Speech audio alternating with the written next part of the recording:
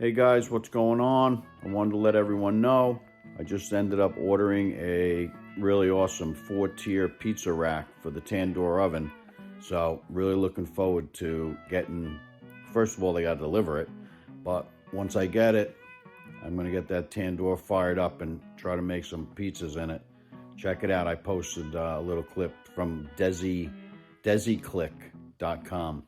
Looks like they have all sorts of good stuff for cooking in tandoors and ingredients and all sorts of stuff. So check them out, and there'll be a video coming up. So thanks guys. Don't forget to like and subscribe, and we'll be making some pizzas in the tandoor soon enough. Take care.